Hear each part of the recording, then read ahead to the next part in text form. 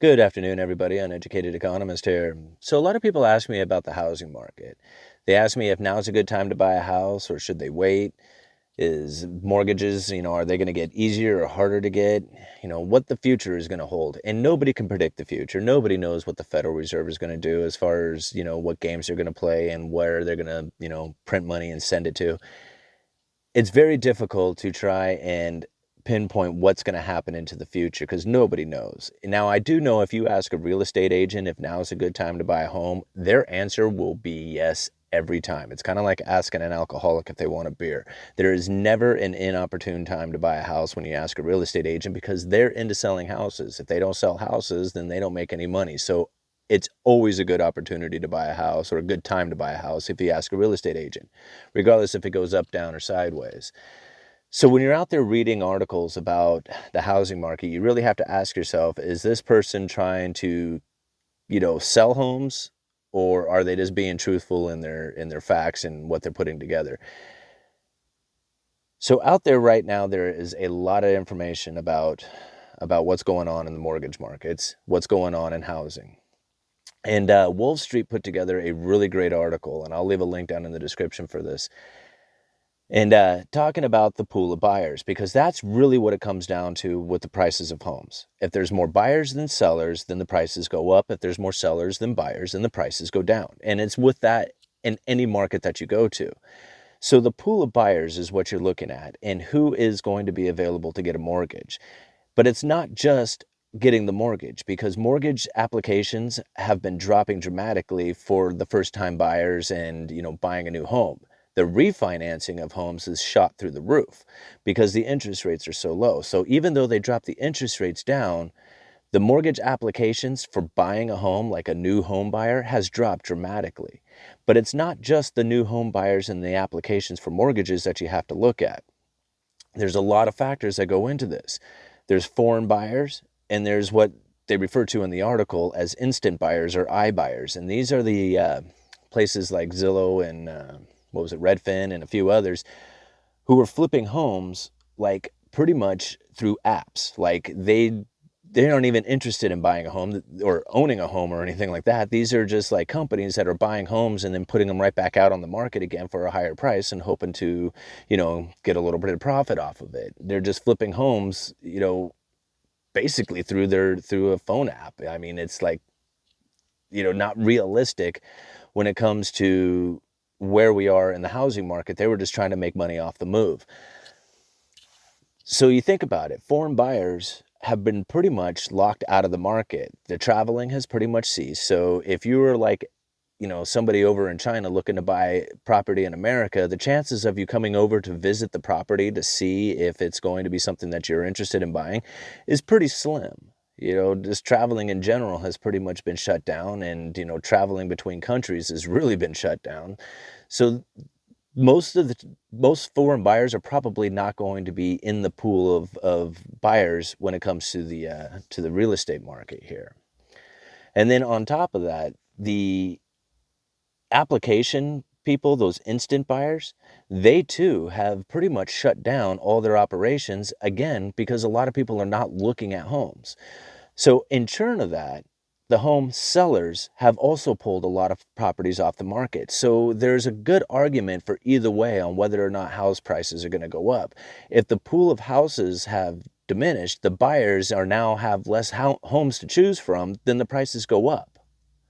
But if there's less buyers out there than the amount of homes for sale, then the prices go down to meet the buyer's capabilities. So now you have to look at, well, what about the buyers? What about the ones who are here in the United States? What's going on with those guys? Because just a few months ago, we had the best jobs market in history, followed by the worst unemployment numbers since, the Great Depression, essentially. We've lost all the jobs that have been created since the Great Financial Crisis, and now everybody's unemployed. No, not everybody, but a great fair number of people are unemployed. So this is your pool of buyers here in the United States. These are the people who are going to be filing for applications to buy a new home, to get the mortgages.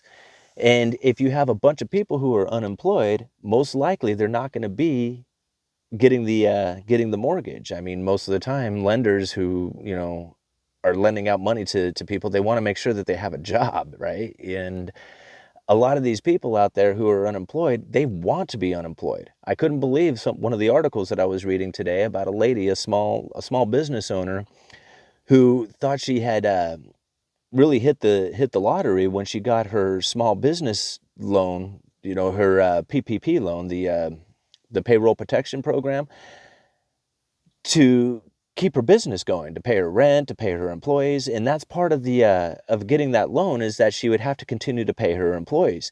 And her employee backlash was huge. Her employees that she had working for her, which I think she, in the article, was something like 35 people, flipped out. They were like, "How dare you do this to us?"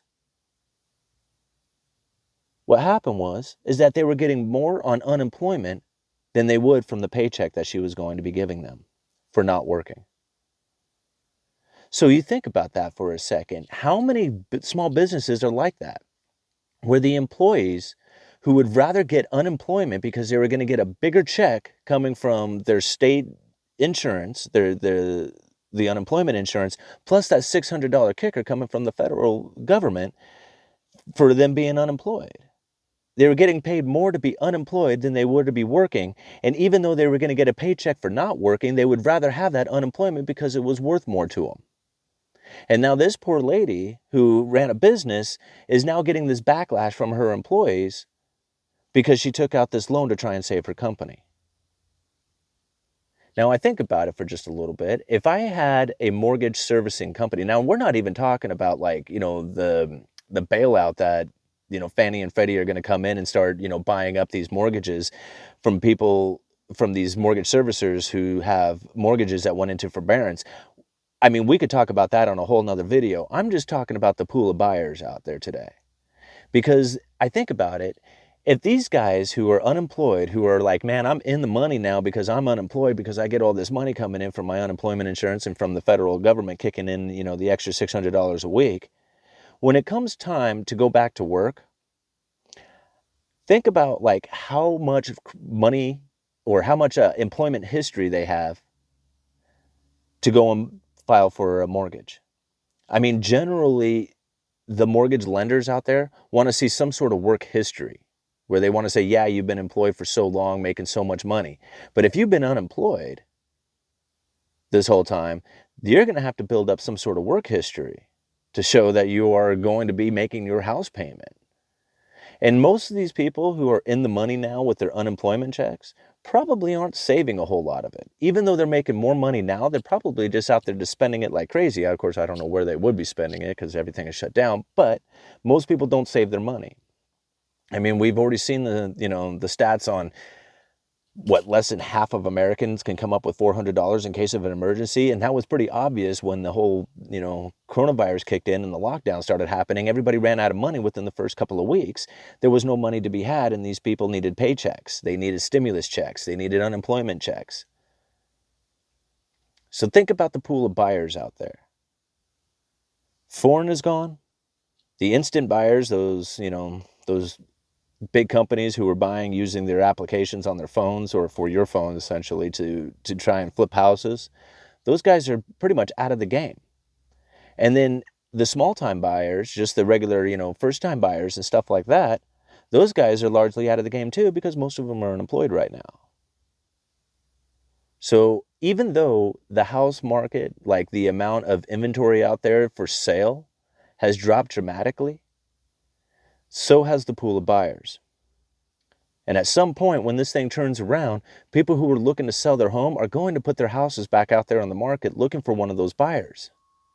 And when there's a whole lot less people out there with a work history, the chances of them being able to get a loan are going to be a lot less than they were before the whole crisis thing took place. Does all that kind of make sense? I don't know. This is the way I kind of see things. So in the end, I feel that house prices are going to have to come down in order to meet the capabilities of the buyers who are out there. And so when it comes to building new homes, see, I talk to a lot of home builders out there, and almost all of them prior to this taking place said they had to build the biggest home they could, the most expensive home they could. Why? Because that's where the money is. And since everybody was going out there to try and take out a loan to get the biggest, baddest house they could find, That's what the builders were building for them, were the best, biggest houses they could. But when all this is over, people are still going to want to buy homes. And a lot of these people who are buying homes are going to be like the first-time millennial home buyers. And they're not going to be able to afford those big, badass homes. They're going to be looking for starter homes. And if a builder wants to build, they have to meet the capabilities of the buyers, which is most likely going to be smaller homes, more affordable homes. In that case, I would assume the prices would be coming down. And all it would take is just a little bit of interest rate rising to really cause the prices to start dropping on these homes. So we're not even talking about the forbearance and foreclosures and everything else that's going on. We're just talking about the pool of buyers who are going to be out there and the capabilities of those buyers come the future. Anyway, thought that would make for an interesting discussion. Uneducated Economist. You guys let me know.